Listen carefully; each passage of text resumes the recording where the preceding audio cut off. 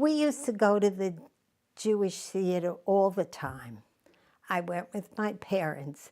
And even after we were married or keeping company, my husband would go with us too.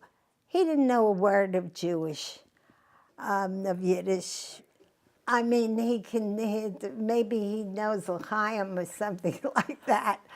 But I would sit there and explain to him all the action.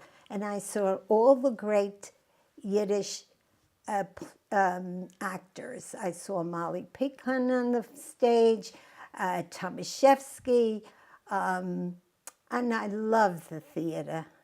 I got my love of the theater from that. It was really, the Jewish theater was very expressive. It was a fun, because they made fun of life, and that was very nice. And then we would eat in the Jewish delicatessen. That was the treat. We would go.